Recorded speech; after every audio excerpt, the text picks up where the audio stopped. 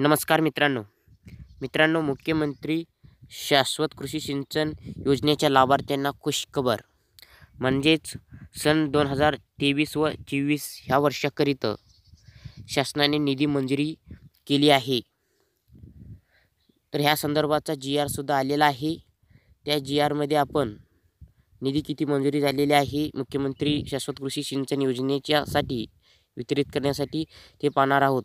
तर व्हिडिओ कुठे स्किप न करता शेवटपर्यंत पहा. आरबीटेक मराठी यूट्यूब चॅनलला सबस्क्राईब केलं नसेल तर आता सबस्क्राईब करा आणि व्हिडिओला लाईक करा. जास्तीत जास्त शेतकरी मित्रांपर्यंत व्हिडिओ शेअर करा मित्रांनो. तर चला मित्रांनो व्हिडिओ सुरू करू. मित्रांनो, मुख्यमंत्री शाश्वत कृषी सिंचन योजनेअंतर्गत सन 2023-24 करिता 50 कोटी निधी वितरित करण्याबाबत हा शासन निर्णय 28 मार्च 2024 रोजी आलेला आहे. तर प्रस्तावांमध्ये राज्यातील शेतकऱ्यांना शाश्वत कृषी सिंचन सोय उपलब्ध करून देण्याच्या उद्देशाने वर्षापर्यंत क्षेत्र तसेच आत्मग्रस्त व नक्षलग्रस्त जिल्ह्यातील मुख्यमंत्री शाश्वत कृषी सिंचन योजना राबविण्याचं दिनांक 19 ऑगस्ट 2019 रोजी शासनाने निर्णयानुसार मान्यता देण्यात आली असून सदर योजनेच्या राज्यातील उर्वरित तालुक्यांमध्ये देखील राबविण्याचा निर्णय शासनाने दिनांक 18 नोव्हेंबर 2021 रोजी शासनाने निर्णय घेतलेला आहे.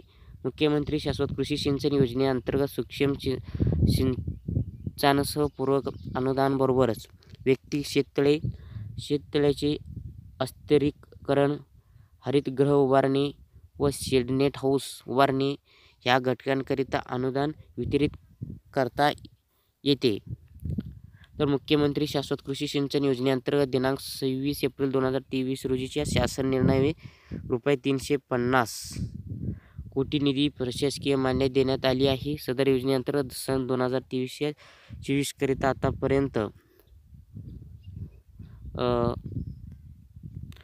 संदर्भ क्रमांक 5 ते 8 येथील शासन निर्णयाऐवजी 300 कोटी निधी आयुक्त कृषी यांना वितरित करण्यात आला असून 50 कोटी निधी वितरित करण्याची बाब शासनाने विचारनिधी घेतलेली आहे. मित्रांनो, शासन निर्णयामध्ये सन 2023-24 वर्षात मुख्यमंत्री शाश्वत कृषी सिंचन योजनेकरिता 50 कोटी निधी हे अर्थसंकल्पीय वितरण प्रणालीवर वितरित करण्यात येणार असून सदर योजनेची निधी योजनेअंतर्गत घटकीयाने वितरण पुढीलप्रमाणे होणार आहे. तर यामध्ये पहिला सूक्ष्म सिंचन केंद्र पुरस्कृत प्रधानमंत्री कृषी सिंचन योजनेअंतर्गत प्रति थेंब अधिक पीक सूक्ष्म सिंचन घटकांतर्गत देण्यात येणाऱ्या अनुदानाचं पूरक अनुदान हा ठिबक सिंचन आणि तुषार सिंचन ह्यासाठी 50 कोटी निधी मंजुरी करण्यात आलेला आहे. मित्रांनो, हा निधी 2023 व 24 या वर्षाकरिता असणार आहे. तर मुख्यमंत्री शाश्वत कृषी सिंचन योजनेअंतर्गत वितरित केलेल्या निधी बदल करण्याची अधिकारी आयुक्त यांना देण्यात येत आहे. योजनेअंतर्गत लाभार्थ्यांना निवड व अनुदान मंजुरी करावी महाडेबिट प्रणालीद्वारे करावी आणि लाभार्थ्यांच्या आधार संलग्न बँक खात्यामध्ये हा निधी जमा होणार आहे.